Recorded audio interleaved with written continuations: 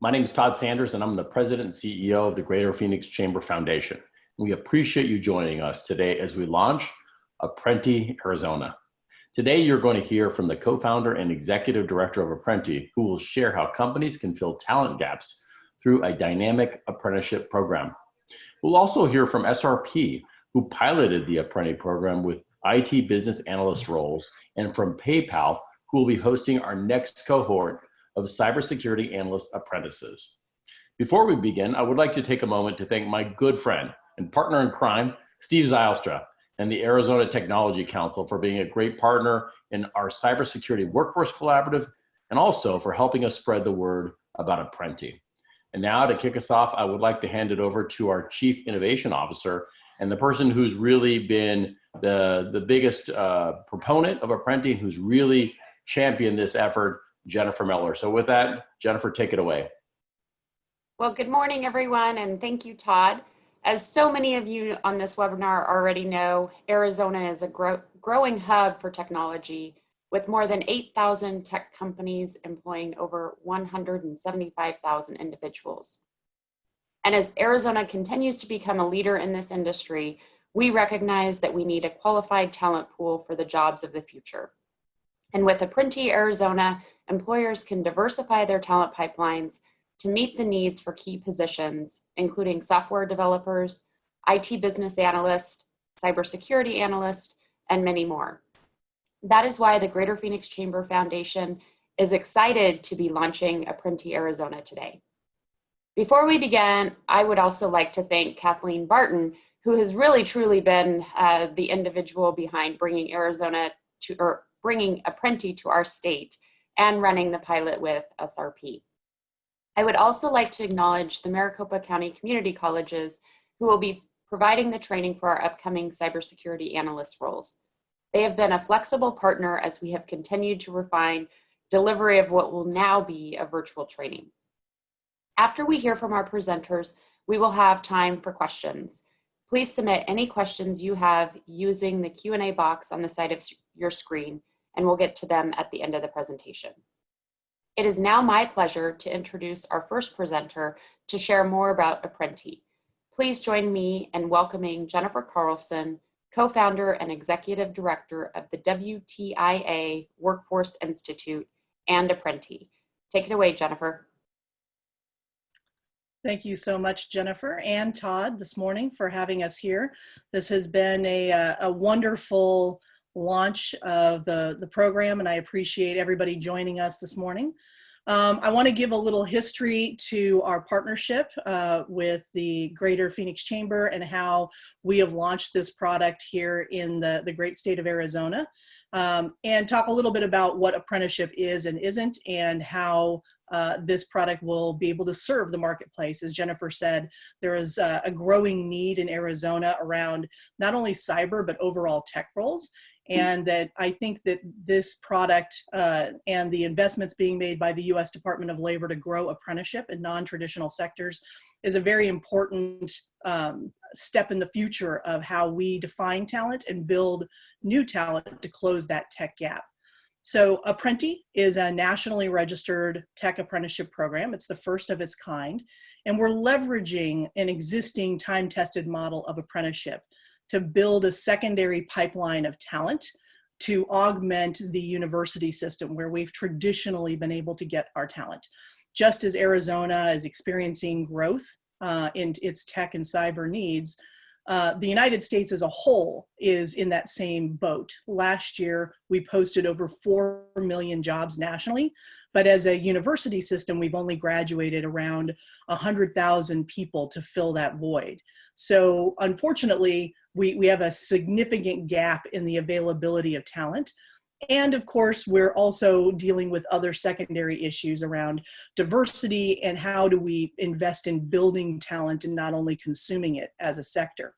So Apprenti's role has evolved into that as an intermediary, and our job is to work on building public-private partnerships like those with the chamber, industry, government, and philanthropy to help underwrite the costs of building that new secondary tech talent pipeline. First and foremost, apprenticeship is a job. which means that companies are sponsoring folks from non-traditional backgrounds into the roles of tech. And it's a hybrid model of classroom and on-the-job training. So it is a partnership of getting that classroom environment to get somebody technically prepared and having a company work directly with that person on a mentorship basis to get them up to speed. It's an earn and learn model. And our role as intermediary has really just been built out of industry's needs because we're an industry-driven model. We work directly with companies to identify the roles that are apprenticeable, which nationally and in Arizona have really been around middle skills positions as some of the most difficult to fill. We help work with the companies to define them and file them at the state and federal level for approval of apprenticeship, which has economic benefits for the company. We source and assess a diverse talent pool. The company gets the final decision in who works with the company on an apprentice basis. We source and work with training providers to get them technically competent on an accelerated basis. And then they transition to that earn and learn model, where they're working on the job, but at an apprentice wage, which is a learning wage, where you're getting them up to speed with an intent to retain. This is a train to retain system. We're now building new talent or net new talent. But apprenticeship can also be used, as you'll hear from SRP, to put people back to work that otherwise might have been displaced, what we would call incumbent worker retraining. And they can now transition people that were already on staff in a non-traditional role or a non-technical role into technical positions. We then jointly manage compliance and work with the candidate to get them up to speed and continue that support all the way through the engagement of registered apprenticeship, which on total with classroom time and on the job skills takes about 1.5 years. And it should get them to a baseline level of competency to be retained in that role. We have a number of companies across the country that we're working with, and SRP, of course, being one of them. PayPal, new to that as well. But we're working with a lot of companies, and what you see here are very large companies, but we also work with very small companies. There isn't a size restriction on who can participate in apprenticeship, whether it's 1 candidate or 20 candidates. So the good news is that this is a model that everyone can engage in. As we've expanded, part of the U.S. Department of Labor's investment in this, in Apprenti, has been about the expansion process so that we can serve companies everywhere. This is about standing up a holistic system so that not only are we able to serve Arizona companies, but we can serve Arizona companies that have needs in other locations with continuity. So if you're hiring only in one place and in Phoenix, we can serve that need. We can also work with larger companies that have needs in other locations, creating a pipeline of talent that will be measured the same way, look the same way, be trained the same way. And that means when their skills are completed at the end of their apprenticeship, they are portable. They're portable across industry sectors, they're portable across job types, and we can consume them wherever they are. The long-term strategy here is that we're able to build that secondary pipeline to make a registered apprenticeship equitable with somebody achieving a college degree as we look at qualifications for these roles. We're very excited about being here in Arizona, and we believe that this will be a great location as it grows based on the initial success that we've had with this first pilot cohort. Just to give you kind of an overview of the number of occupations, these are all the roles that are currently filed. Happy to do a deep dive with the chamber and to any of the partners on today who have interest in this. The titles that you see are kind of the basic taxonomies that all the companies across the country have agreed to, even if we call them something differently within our own organizations. The beauty of this is that the job skills and competencies have been defined. What you see underneath it are sample certifications that many companies are looking for to be delivered on an accelerated basis. There's also no limit. If there is a role that you need that is not reflected here, very simple for us to work with you to create that role and have it filed. And then just what are you getting with the people that you would be potentially hiring? As I said, we're very focused on diversity, but probably one of the most intriguing pieces is that this is competency over pedigree. The average age coming into the program is 33. So these are people who have 10 to 12 years of work experience. They're ready to transition and get serious about a career. They're highly motivated. These are folks who are very, very focused on moving into tech and know what they're getting into. So part of our screening process is helping to bring those people to the front so that companies are making the best investment in people who have the staying power and are willing to make this transition and work hard. So the diversity is clear, median age of 33, the youngest person we've placed 18, the eldest is 63. With over 1,000 apprentices nationally in just a few years since this program launched in 2016, we are clearly on a path that is going to make this a very sustainable system for us in the long term. And with that, I would love to turn this over to one of our wonderful partners here who helped us launch this program. SRP took our first cohort in Arizona. And Kelly is going to have some presentation and kind of introduce one of the apprentices that came out of their system. As Associate General Manager, Corporate Services and Sustainability Executive, Kelly has been a wonderful partner to work with for the last year and a half. And with that, Kelly, I'd like to turn it over to you.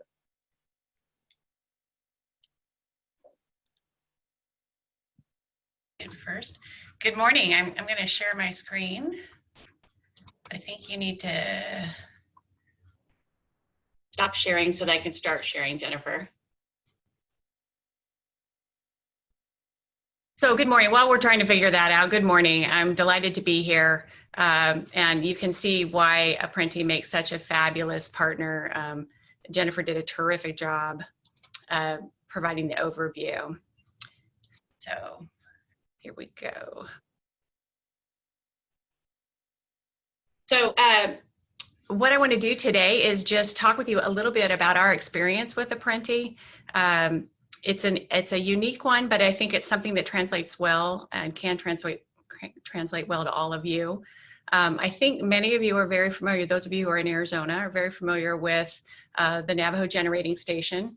In February of 2018, the participants in the generating station, which include many APS, TEP, and other utilities, decided not to extend the lease at Navajo generating station and instead to close it at the end of 2019.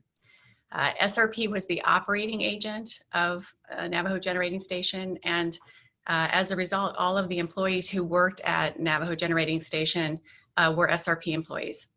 And we made the decision very quickly to agree to offer every employee at Navajo generating station a full-time position somewhere else in the company. And so this was a couple-year effort. Many of those employees came down and worked in the Valley at Valley facilities, other power plants, but some of them helped us really rethink how we were doing the redeployment effort and participated in the Apprenti program. So at the conclusion of the redeployment effort, I'm proud to tell you that we redeployed all 433 employees, and 9 of them were redeployed through a very different approach, and that's what we want to talk about today. So SRP in our IT department had a shortage of IT business analysts. They're very sought after positions. I probably don't have to tell many of you on the call today that that's the case. So we wanted to see if there was a way to take interested employees at NGS and retrain them, reskill them to be business analysts. And let me see if I can move, there we go. So 9 of the employees qualified. We had a lot of interest in the program. There is a test, and 9 folks successfully completed the entrance exam and were selected for the program. And here's pictures of some of them. They did a fabulous job. And one of the many things we learned here was the IT group, for example, and I know Laura in a minute can talk more to this, we were requiring 4-year degrees to be a business analyst at SRP. Through this program, we discovered that we could complete that reskilling in about a year. So we could very quickly get the pipeline filled with really qualified, talented professionals who can help us in the IT group. So we partnered with the Apprenti headquarters. We partnered with the Greater Phoenix Chamber Foundation and the Northern Arizona Education Consortium to make this happen. It is a complicated set of regulations around apprenticeships, and so it was very helpful to have Apprenti side by side with us, partnering to help us make it through the program. And we are very, very proud of the graduates. We wanted to help the communities that we serve. We wanted to provide relocation support and new opportunities for employees to do something totally different. So we're very proud of the employees who leaned into that opportunity. It has allowed our IT group to source and fill difficult to fill jobs. And it has really reiterated our commitment to diversity and inclusion here at SRP. So I think the term win-win is completely overused, so I'm not going to use it here, but I am going to tell you that it really was a terrific opportunity for both the employees and for SRP. And we are looking now at other ways we might do this. We know there are opportunities in cybersecurity and other IT positions. And so we are very, very excited about this program.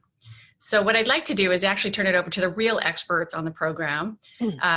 Laura Cooney, who is the team lead for SRP's Business Analyst Center for Excellence, and Brian Kerr, who is one of the graduates, and they're going to talk in detail about their experience and the program. So Brian and Laura, I guess it's Laura I'm turning it over to. That's right.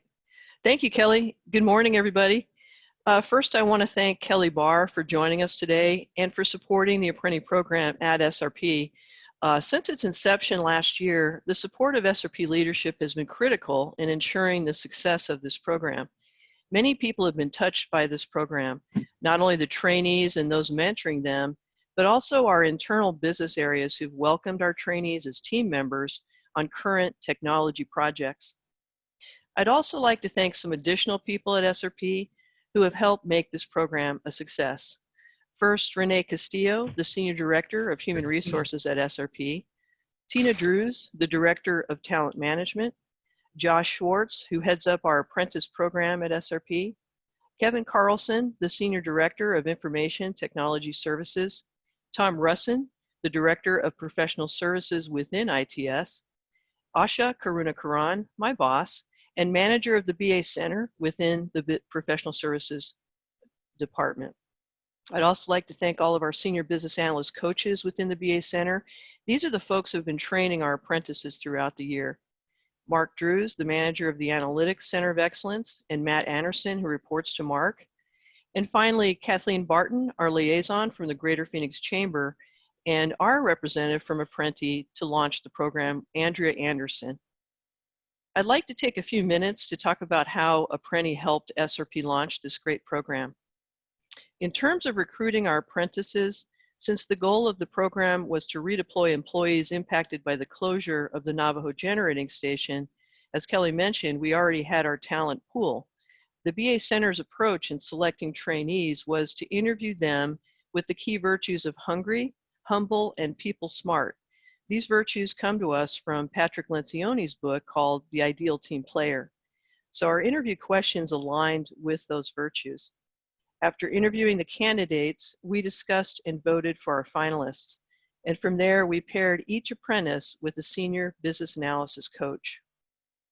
This program is a first for SRP. At the start, we had to learn about the Apprenti program itself. Then we had to come up with our approach.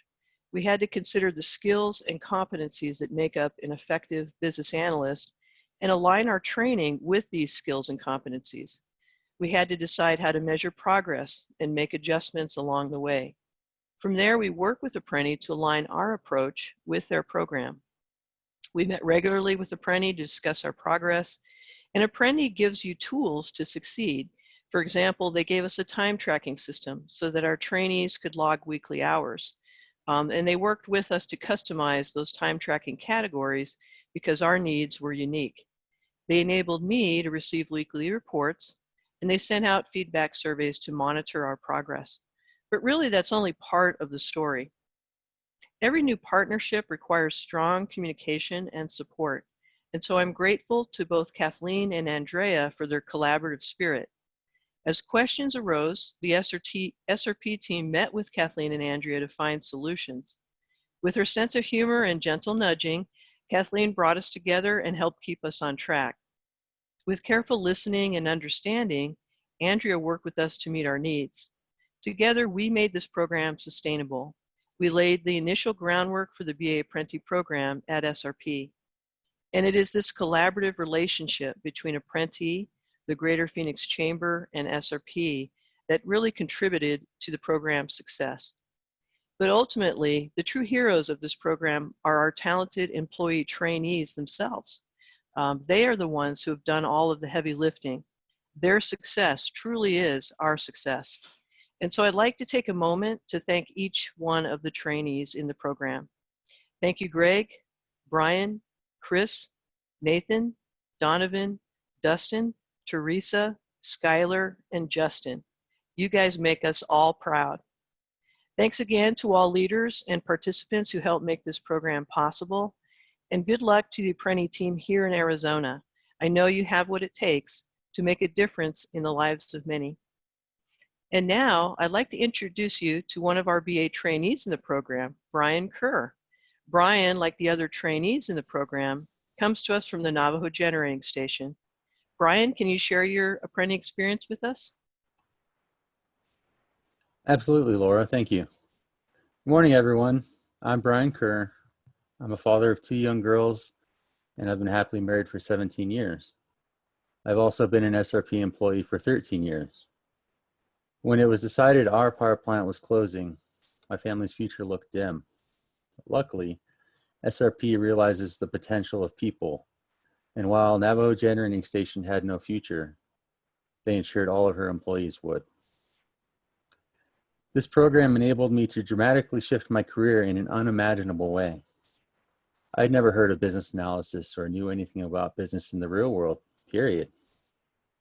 This last year has been crammed with new practices, processes, and proficiencies that have changed my life. Transitioning from cranes, trains, and automobiles to tactfully explaining why 3 parallel lines cannot intersect. SRP and Apprenti have been there every step of the way. Thank you all for your time and your support.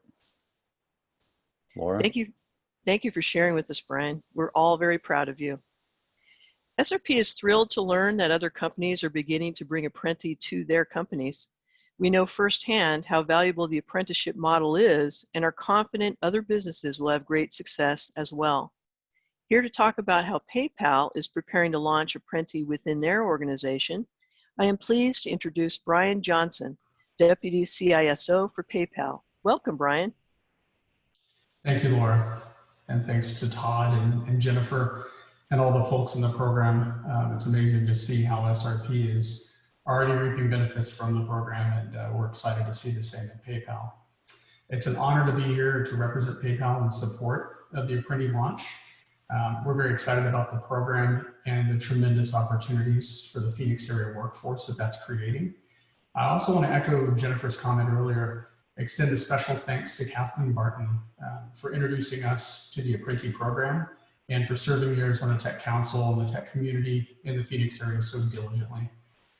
So without question, the biggest challenge in building and in leading world-class technology and cybersecurity teams like we have at PayPal is recruiting and retaining the best possible people.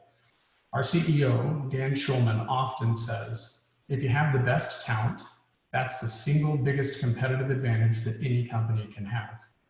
So our high view of a talented, a diverse and integrated workforce paired with a mission that's consistent with the Apprenti program is what makes this alignment and the buy-in so natural for all of us.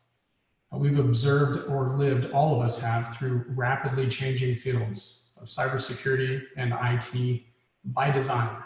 So whether we're learning a new iPhone, or adjusting to a contactless payment system, or setting up a new smart home device, technology is constantly being reinvented.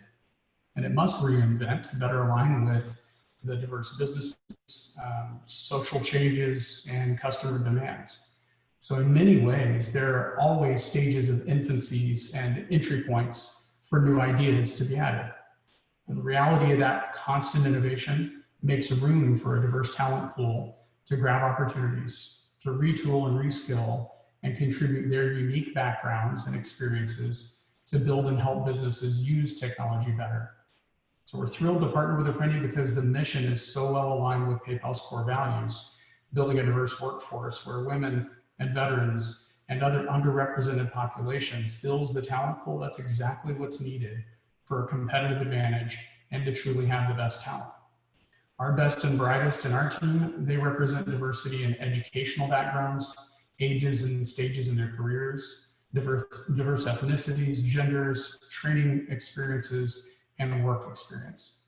So hiring from and working with the best in public sector, private, academia, government services requires that we are purposefully hiring from all areas of the workforce. So it's not only the right thing to do, but it's also a smart thing to do. Along with our talent development programs, at PayPal, we've implemented internal leadership rotations. We've partnered with Year Up for high school interns, college internships, and a variety of other ways. But Apprenti fills a unique and a much needed space in our talent pipeline development. We're proud to join with Apprenti and offer amazing opportunities for apprentices to work alongside some of who are truly the best in the industry today. But I'm even more thrilled to see that we get access to see those apprentices come into the program, build on their life skills, learn the trades that they're getting into, and become the thought leaders of tomorrow. Our pilot launch will focus on cybersecurity analysts. I expect we'll soon expand into security roles, including engineering, research, and some other challenging roles. We look forward to a continued and an expanded partnership with Apprenti, the Greater Phoenix Chamber, and we're thrilled to be a partner to drive broader training, placement, and positive impacts to the community. Thank you. Well, thank you, Brian. And as a reminder to everyone, if you have any questions for any of our panelists today, please drop those in the Q&A or the chat box, and we'll be sure to get those taken care of today. To get us started, I want to send a question over to you, Jennifer Carlson. Apprenti seems like such a simple solution for talent development in the IT space. What do you think drives the hesitance of some of our business community in embracing the Apprenti model? So I think that it's less about hesitation, it's more about operation. Part of what we do is work with companies to kind of overcome internal operational hurdles.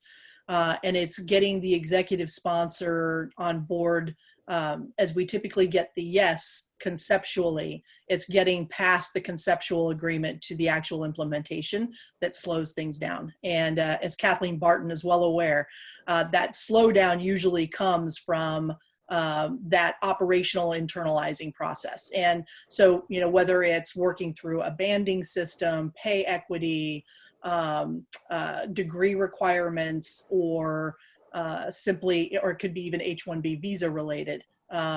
There are a number of things that we can do to help companies overcome those things, but there has to be will.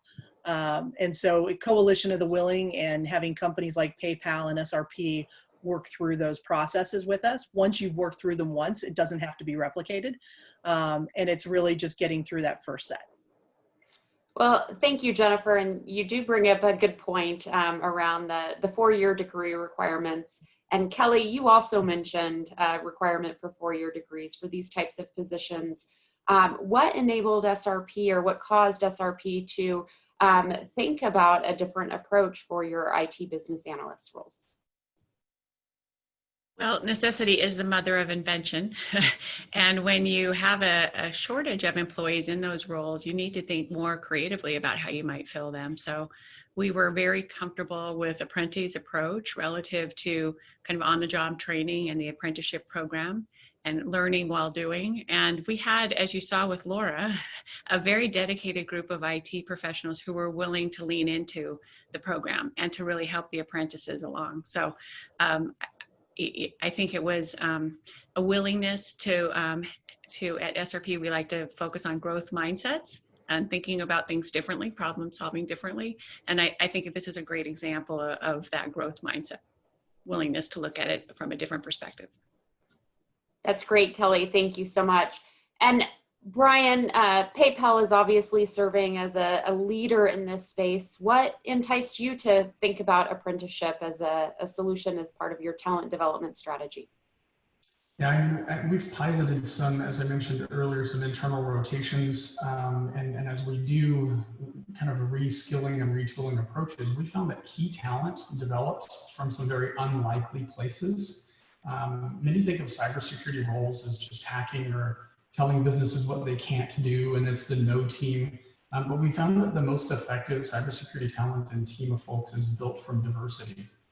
We've piloted that in a few teams, and we've truly found that success stories across the teams from men and women with backgrounds, whether they came from customer service operations or programming, whether they have background in experience in graphics design or military, PhDs from Ivy League schools, or even just associates from community colleges. Some of the most brilliant researchers and analysts that we've got have complemented the team from non-technical and non-traditional backgrounds. So cybersecurity skill sets and the job opportunities, as they've become increasingly broad, we're looking for someone who's excited to learn, who's passionate about the work, eager to contribute ideas, their gifting, their efforts and energy, and then that's when a great pairing happens.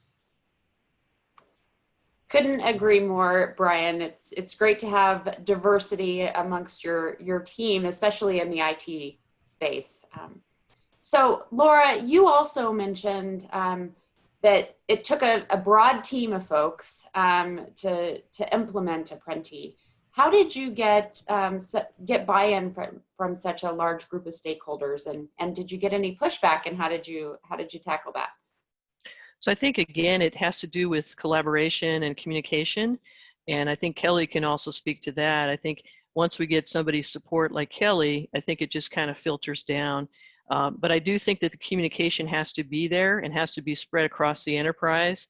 And I want to thank Kevin Carlson for that, because he did send out some messaging to all of us in IT, letting us know that it was coming and to please be supportive of the program. So I think it helps when executives filter down that communication to the rest of the organization. Absolutely key to any successful program, right? The executive buy-in and leadership. So Brian Kerr, as an apprentice and someone who went through this program, what advice would you give to employers that might be considering apprenticeship? I would suggest they keep an open mind and be ready to practice patience. Talent can be hiding anywhere, like Brian said, and success does not happen overnight. I used to be a crane operator at a power plant. The industrial workplace is the polar opposite of the boardroom. But if the individual shows they're humble, hungry, and people smart, the sky's the limit. That's great, Brian. Thank you so much. So, Kelly, you guys, SRP has a pretty robust talent development strategy. Apprenticeship is not anything new to you all. What was your experience with Apprenti, and what sets it apart? What makes it unique? And why would you consider Apprenti over in-house talent development? Well, this gives me a great opportunity to provide a shout out to SRP's Tina Drews, who is the director of our talent management group. And earlier the question was how did you get a program like this to succeed, and what you really need to have. And while I'm supportive, I'll tell you that the champion for this program was Tina Drews. And there were lots of times when we were trying to put this together that because we were the first company in the state to try to do it, and we were trying to do it fairly quickly, we ran into some obstacles, and Tina was never put off by them. She always leaned right into them, solved the problem. And one of the ways she did that was to have such a great partner with Apprenti. And as I mentioned in my little opening remarks, some of the regulations around apprenticeships can be kind of daunting. And so having a partner like Apprenti to help us stand shoulder to shoulder, figure it out, and keep moving forward was really a gift. So that's why I would recommend working with Apprenti. And I do think that PayPal, as Brian said, there are lots of opportunities for other positions in companies who can benefit from the program. So we are excited and very optimistic about the future of the program. Excellent. And Tina is amazing. I know She is. She went with us to training with Apprenti probably a year ago, or I guess a little over a year ago, just before we launched the program, and just a fierce advocate for different types of talent development strategies throughout SRP. We are so thankful to have her on our team. Truly, she's Absolutely. amazing. You are very lucky. So Jennifer, can you touch on a little of some more specifics about how Apprenti helps kind of facilitate the process? Kelly mentioned that apprenticeship can be very complicated. How does Apprenti simplify that process?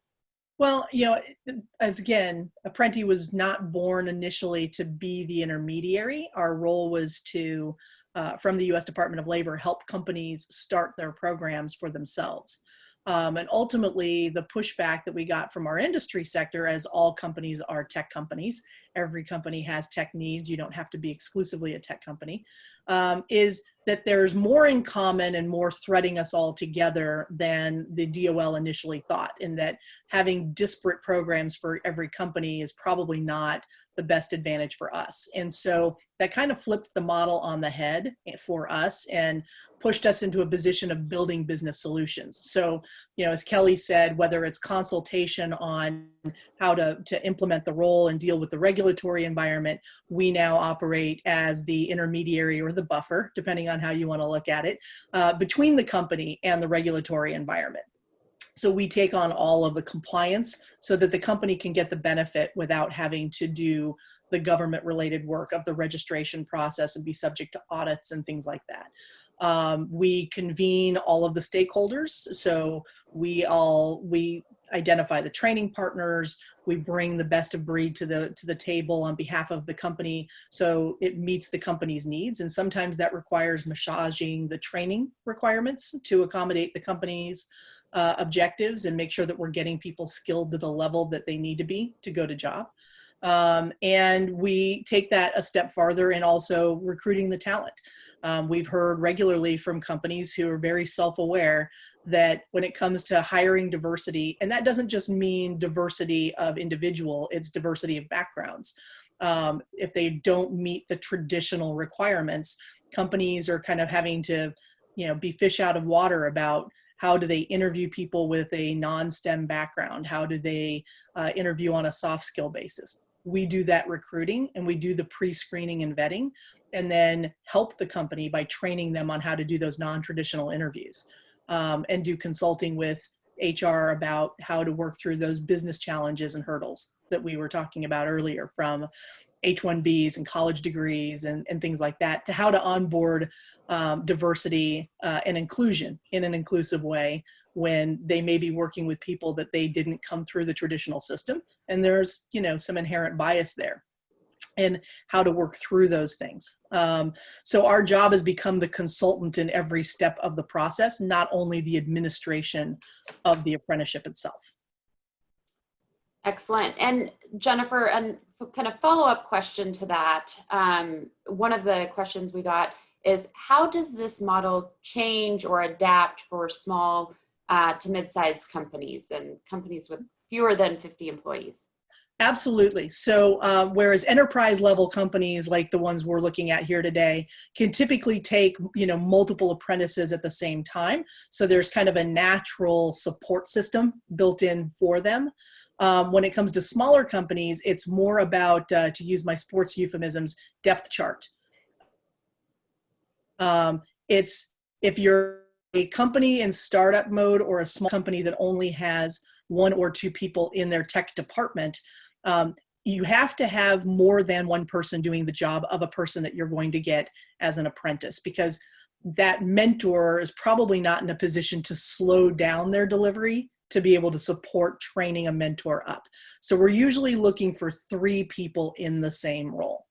If you have 3 people in the same role and they can work in a team environment, then you can have an apprentice and work with it, no matter what your company size, 20, 40, 50. And we've worked with companies in 40 to 60 before, several of them, in fact. Great, excellent. And we've got lots of questions coming in, and a lot of them are directed your way, Jennifer. So I'm going to hit you up a couple times here. We had a question specifically about the assessment. Can you touch on the assessment and the types of tools that you're using for that assessment? Sure. So we've vetted 20 different assessment tools that were already in the market. Everything from the ASVAB for military on down to SAT-like assessments. And given that we're trying to work with diverse populations and diverse backgrounds, it really came down to the industry weighing in through a vetting process about what are the most common core competencies that tell us this person has the minimum threshold needed to get into these roles.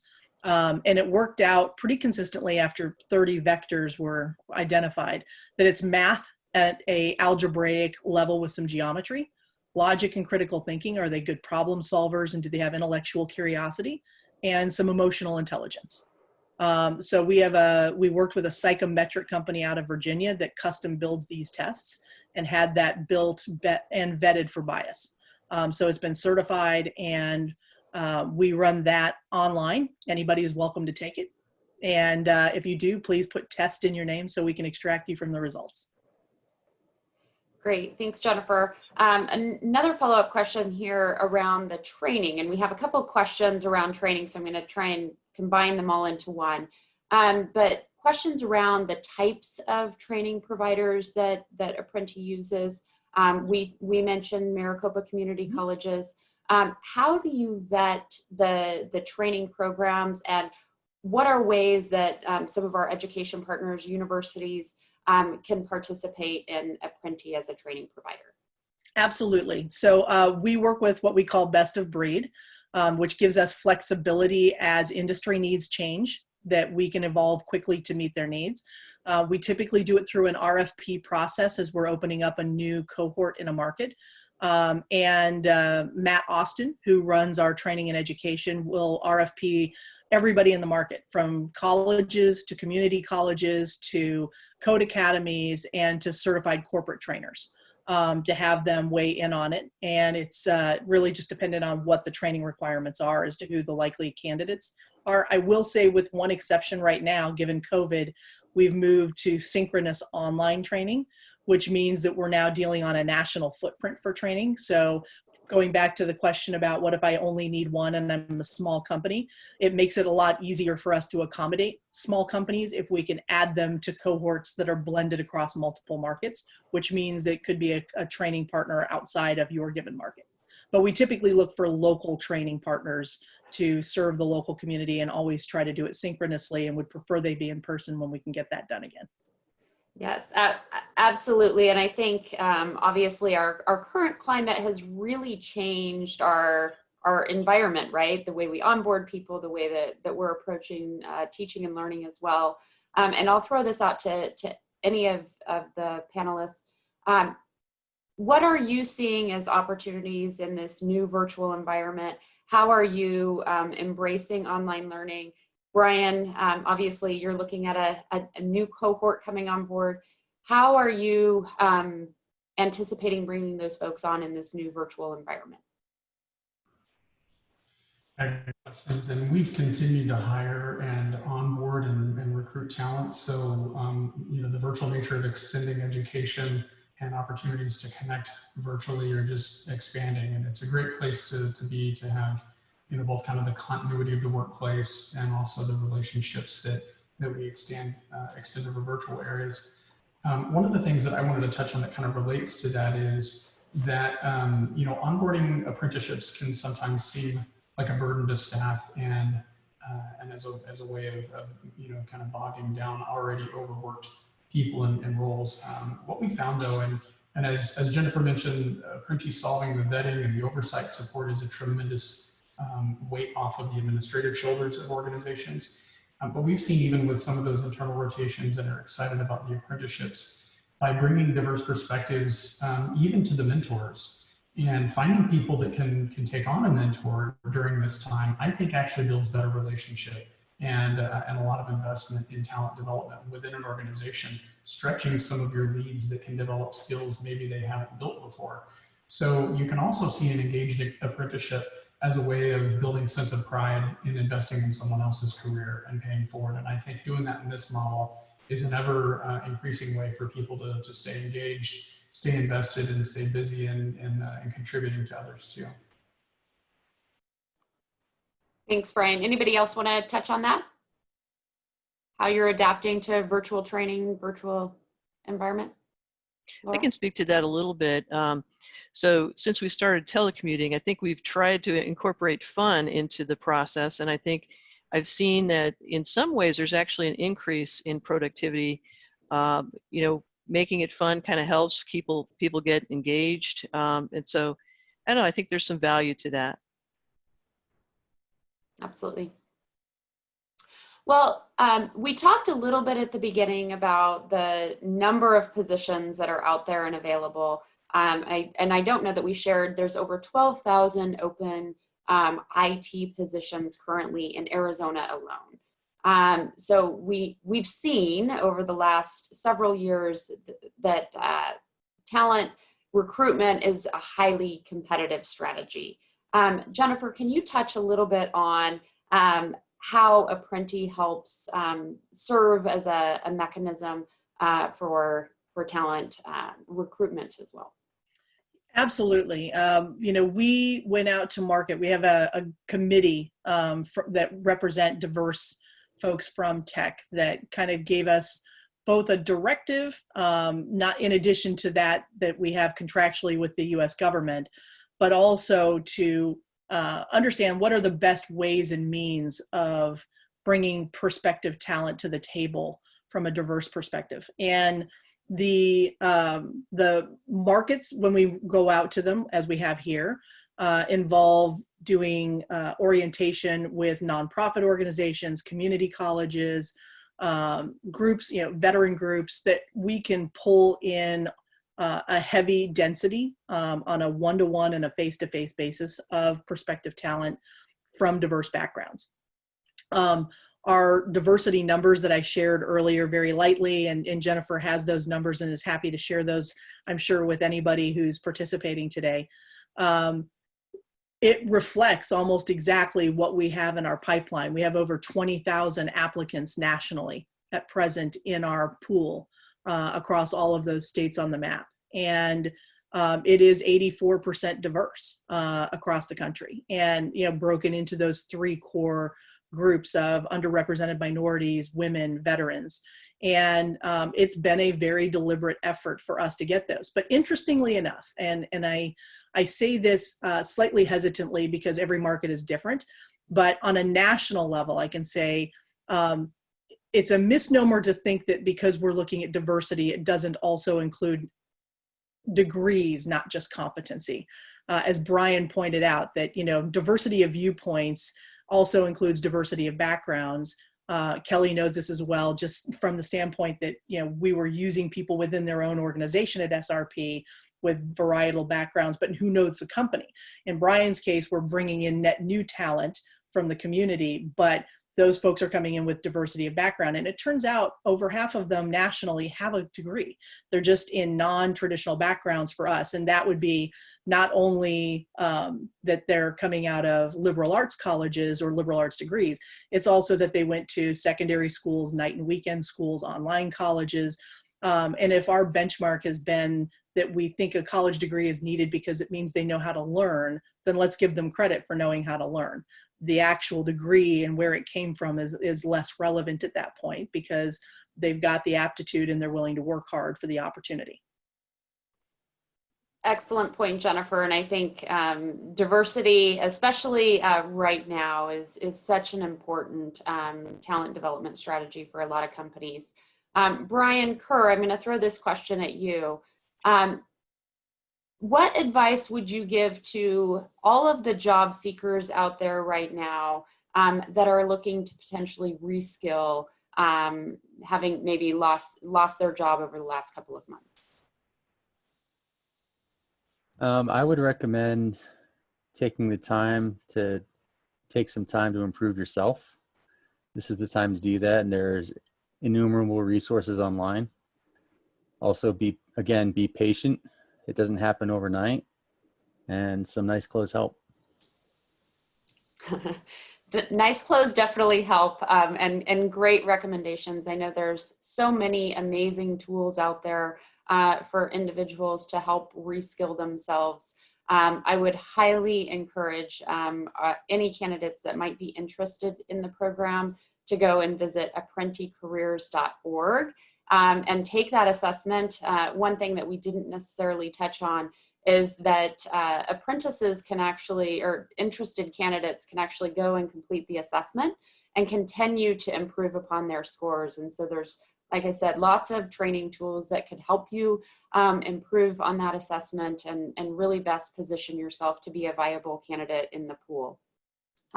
Before we close out, I just want to ask if anyone would like to share just kind of any closing remarks or comments specifically to our employers that would encourage other companies to consider apprenticeship as a talent development strategy, and touch on apprenticeship in our new, somewhat normal environment. Well, I'll take that. I just can't say enough about the positive outcome we've had with Apprenti. If you look at Brian and his experience, if you think about a crane operator who's now working in IT, my hat is off to him. He has made a huge transition. And there are lots of folks like Brian who want that same kind of opportunity and want to make a change, and especially in this environment. And so I would, absolutely encourage you to look into this. Apprenti has been fabulous to work with, and I think that there's a lot of opportunity for others to participate. So I would absolutely encourage that.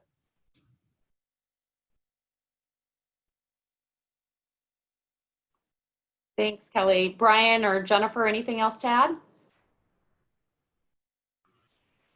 I think that there's a tremendous amount of momentum behind what Apprenti's built that employers can take advantage of, and things that Jennifer mentioned earlier about the vetting process, the oversight of the program, help to really, I think, get a lot of the entry point barriers out of the way, so that when we look to adapt into a new workforce and the greater good across our communities and regional needs around workforce development, this is a really unique fit. It's something that you really are challenged to get your recruiting team or your talent acquisition team to try to suit up or build a pipeline that Apprenti's well suited to do. So taking advantage of it, I think, is well a great investment, but also well intended time that I think we'll all grow from and reshape the workforce. And that's a tremendously exciting area too, to think of how the workforce will look in the future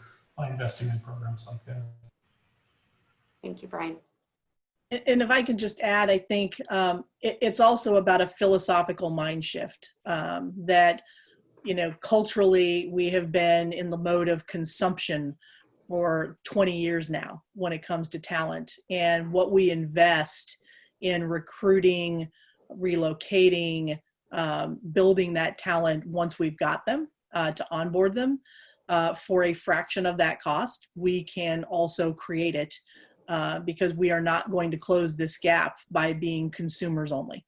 And so I think, this is an opportunity philosophically for us to start having a broader conversation about the creation of talent and how we become builders, not only consumers.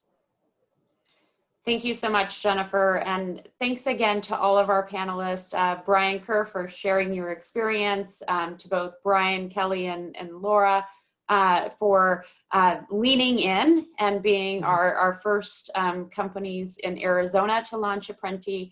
And special thanks to Jennifer Carlson for being a true partner in all of this. I know it's taken us a long time to get to today, but as we close out, I just want to reiterate, we're very, very excited to launch Apprenti Arizona. And again, thank PayPal for being a part of that process. Just if you're interested in becoming a partner in Apprenti, would encourage any employers to reach out to us.